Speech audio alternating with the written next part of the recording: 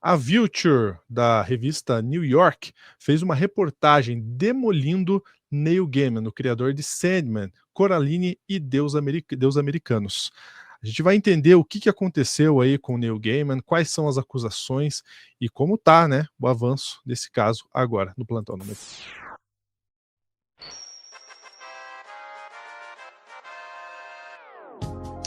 Pois é. A gente tem que falar já avisando aí, né, um aviso de gatilho, possível gatilho aí. Eu vou chamar o Pedro Zambarda na tela para ele contar para a gente essa questão do Neil Gaiman. Você comentou antes da gente entrar nesse corte aqui, Pedro, que é uma notícia deprê, né? E é mesmo, porque o caso ele é pesado, né?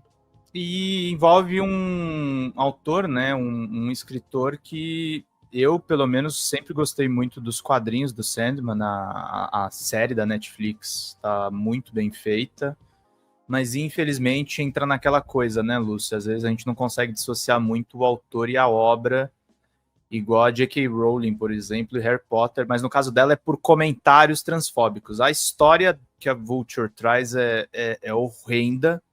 Eu trago para vocês a matéria original e, assim, é aviso de gatilho mesmo, tá, Lúcio? Porque é abuso íntimo de mulheres, relações não consensuais, então é o crime de estupro, e chega até, inclui fezes e outras coisas horríveis, assim, é pesado. É pesado porque, supostamente, inclusive os advogados do Gaiman dizem, e ele mesmo diz na própria defesa dele, que ele é praticante de BDSM. Eu não sei se o chat conhece BDSM, não sei se você conhece BDSM, Lúcio, mas é uma prática sexual de agressões consensuais. Tem uma série de tratados. Mas as mulheres que denunciam, e são 8 mulheres, elas dizem que a relação não era nada consensual. Inclusive, tem um dos abusos aconteceu na frente do filho do Gaiman, na frente de uma criança. Tá muito bem escrita a matéria e é terrível o que ela diz. Eu vou botar aqui a tradução automática. Não existe palavra segura. Palavra segura é uma metodologia que existe dentro do BDSM. Como autor de fantasia best-seller, Neil Gaiman escondeu as partes mais sombrias de si mesmo por décadas. É uma história de 20 anos. A Lila Shapiro é a autora dessa matéria. E aí são depoimentos de várias mulheres. Eu peço desculpas e repriso aqui o aviso de gatilho das pessoas, mas assim, tem o filho do Gaiman estava envolvido nessa questão. Os relatos são detalhados. E o pior de tudo, Lúcio, além do Gaiman abusar das mulheres no banho, penetrar, apalpar, tocar e fazer um filme de terror com essas mulheres, mulheres que trabalhavam como babás da casa dele na época da pandemia.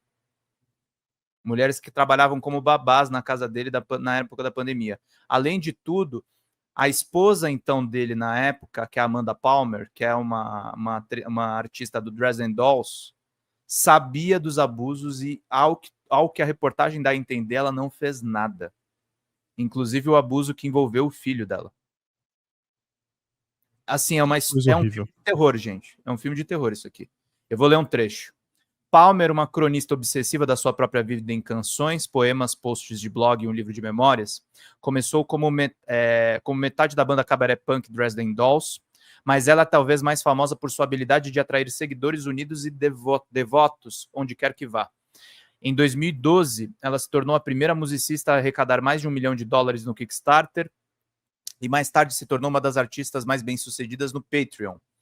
Com o seu livro, como Palmer explicou no seu livro The Art of Asking, parte livro de memórias, parte manifesto sobre as virtudes de pedir ajuda de vários tipos. Ela construiu toda a sua carreira em trocas confusas, de boa vontade e trocas de favores. Dessa confusão, ela argumenta, uma espécie de comunidade utópica se formou, não havia distinção entre fãs e amigos. Ao longo do ano e meio seguinte, Palmer e Pavlovich ocasionalmente se encontravam para uma bebida e uma refeição. Palmer ofereceu a Pavlovich ingressos para os seus shows e a convidou para festas da comunidade do Patreon em sua ilha Waikiki, retiro boêmio exuberante com vinhedos, praias douradas e mais de 60 helipontos para acomodar bilionários que passavam férias lá. Às vezes, Palmer pedia favores a Pavlovich como ajuda para para tocar recados, organizar arquivos e cuidar do seu filho. E aí é o seguinte, qual que é o abuso que envolveu a criança? Deixa eu pegar aqui só. Deixa eu pegar aqui, porque é realmente muito, muito longa. Na parte que fala aqui dos fones de ouvido, peraí. Ouvidos. Acho que tá aqui, ó. Enfim, o abuso aconteceu o seguinte: essa menina que foi chamada para ser babá do Neil Gaiman, ele puxa a mão dela para tocar nas partes dele e o filho estava sentado no meio. Tem esse relato aqui, nessa reportagem longuíssima. O negócio que envolve fezes é porque ele teria tido uma penetração anal e ele forçou as mulheres a fazerem esse tipo de coisa. E assim, Lúcio, essa história tá muito difícil ele se livrar, porque são 8 relatos, as mulheres dão os nomes. O pessoal tá na onda aí que falam que estão cancelando o Alisson Mascaro, conta da reportagem do Intercept, que não tem os nomes.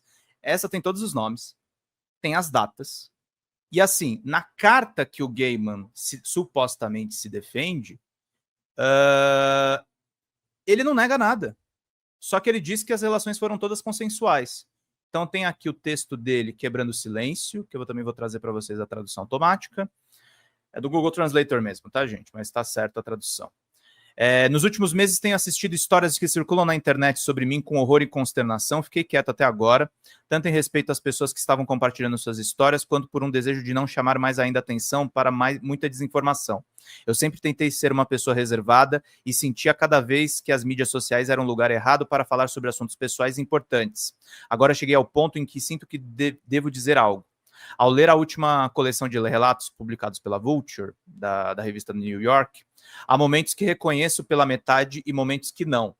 Ou seja, aconteceu. Se as mulheres estão inventando, ele diria, não, eu não estava em determinado lugar. É a clássica do cara que é abusador e tenta se defender. Não, aconteceu, mas é consensual. Estou longe de ser uma pessoa perfeita, mas nunca me envolvi em atividade sexual não consensual com ninguém, nunca. Voltei a ler as mensagens que troquei com as mulheres ao redor e depois das ocasiões que foram posteriormente relatadas como sendo abusivas. Essas mensagens são lidas agora como eram quando as recebi, de 2 pessoas desfrutando relacionamentos sexuais totalmente consensuais e querendo se ver novamente. Na época em que eu estive nesses relacionamentos, eles pareciam positivos e felizes de ambos os lados. E também percebo que, olhando para eles anos depois, eu poderia e deveria ter feito muito melhor. Eu estava emocionalmente indisponível enquanto estava sexualmente disponível. É o seguinte, em tese, ele tinha um relacionamento aberto com a Amanda Palmer, mas o problema são 2. Algumas dessas mulheres eram chamadas para serem babás do filho deles, e eles não estavam nem pagando essas pessoas. Então rolava abuso do ponto de vista sexual e abuso do ponto de vista trabalhista também. Que era um problema que a Palmer também tinha, de usar muito as atividades dos fãs. E isso virou uma bola de neve, assim, que os 2 tiveram comportamentos inapropriados com fãs, ele muito mais grave. Muito mais grave. Tipo, indo além do... O que muitas pessoas estavam apontando, até pessoas que conhecem a obra mais aprofundada do próprio Sandman, dos deuses americanos, ele estava lembrando até personagens que eles descrevem, né, que ele descreve nos livros e nos roteiros dele. Tem uma questão que essa matéria da Vulture também entra, que é a infância do Gaiman, que foi extremamente problemática. Os pais dele parece que tinham ligação com cientologia, que é aquela seita americana que existe, e ele teria sido abusado, agredido pelo próprio pai, fisicamente. Tanto que um dos livros que ele escreve tem uma cena de afogamento que ele disse que nunca tinha ligação com nenhuma experiência pessoal dele, e as pessoas estão ligando esse relato da Vulture com algumas passagens dos livros dele. Então, assim, tá bem pesado, viu, Lúcio? Ele tá negando, dizendo que ele não abusou de ninguém, mas que ele era, de fato, um mulherengo, que, de fato, ele transava com as pessoas, que o relacionamento dele era aberto. Mas é isso. A Amanda Palmer também se manifestou. Tem uma tradução da Rolling Stone Brasil, que é legal trazer para vocês. A esposa de Neil Gaiman se pronuncia sobre as acusações de abuso. O que diz esse texto aqui? Em declaração à NME, que é um veículo de entretenimento americano, Palmer se pronunciou por meio de um representante. Embora a senhora Palmer esteja profundamente perturbada com as alegações de que Gaiman abusou de várias mulheres, neste momento, sua principal preocupação e deve continuar sendo, é o bem-estar do seu filho e, portanto, para proteger a sua privacidade, que ela não comente essas alegações. Como há processos de custódia e um divórcio em andamento, eu não posso fazer comentários públicos. Por favor, entendam que, antes de tudo, eu sou uma mãe. Eu peço privacidade neste momento. Lúcio, eu estou tomando todos os cuidados nesse corte, eu não estou julgando prematuramente, mas assim, fica muito difícil defender o Gaiman numa matéria. Essa matéria é gigantesca, tá, gente? Eu li pouquíssimos trechos ali, dei meio que uma resumida para vocês do que é relatado ali. É quase jornalismo literário. Ele descreve situações, descreve o comportamento, inclusive, negacionista do Neil Gaiman na pandemia, de ignorar cuidados básicos de não aproximação, a máscara que ele tinha na época, o que é bizarro para um cara que apoiou o Me Too, que apoiava pautas feministas, ressuscitou a J.K. Rowling, que aproveitou que ele sempre foi um militante da causa trans para atacá-lo e para defender os posicionamentos dela que são transfóbicos. Então, assim, gente, o conselho que eu tenho para dar para vocês, que é o mesmo conselho que a gente vê nos casos do próprio Silvio Almeida, do Alisson Mascaro, não tenha ídolos, e muita gente que às vezes está do lado certo do ponto de vista político pode ser uma pessoa que é um crápula, às vezes, na vida privada, infelizmente. Perfeito, Pedro. Acho que as informações estão aí. Vamos deixar claro, né? BDSM, outros fetiches, eles não são crime. Eles não são proibidos. Nem relacionamento aberto, tá, né? gente? Mas Nem o problema é o que ele fazia com as mulheres. O problema é o não consensual. Né? A partir do momento que não é consensual, nada é válido. Né? Uhum. Então, fetiche é uma coisa, agora abuso não consensual é abuso, é outra coisa. E isso não pode acontecer de forma alguma. Vamos continuar acompanhando esse caso aí, o Pedro vai trazendo as atualizações para a gente, mas tudo que aparece aí nas reportagens é estarrecedor. É estarrecedor. Uma coisa só para adicionar, esse caso surgiu primeiro no ano passado num podcast feito pela irmã do Boris Johnson, que é aquele ex-premier britânico de extrema-direita. Muita gente não botou muita fé, porque talvez fosse um pouco politicamente motivado, mas eram as mesmas denúncias. E aí eu acho que agora a coisa tá ficando mais séria, Lúcio. Enfim. E aí, gente, não se trata de cancelar ou não, tá? O jornalismo manda, a gente tem que continuar apurando, e quem vai tomar uma decisão a respeito se houve crime ou não é a justiça. Perfeito. Obrigado, Pedro, pela sua participação. Obrigado, querido. Antes de ir embora, deixa eu te fazer um convite. Eu vou colocar aqui na tela que a gente está com um vídeo novo no canal do Meteoro. Esse daqui, você entra aqui no canal do Meteoro, youtube.com/meteorobrasil, @meteorobrasil, se inscreve já, se torna membro se quiser, ativa o sininho e tem vídeo novo da TV Cringe no canal do Meteoro, né? É um vídeo especial da TV Cringe no canal do Meteoro, em que a gente traz toda a capivara do Mark Zuckerberg. A gente vai trazer tudo o que se sabe sobre ele, e inclusive coisas que não apareceram lá naquele filme, no fatídico filme lá a gente traz aqui também. Roteiro de Sofia Labanca e apresentação de doutora Ana Lesnovski. Esse vídeo tá ótimo, então fica aqui o convite para você assistir depois desse vídeo. Grande abraço, até a próxima.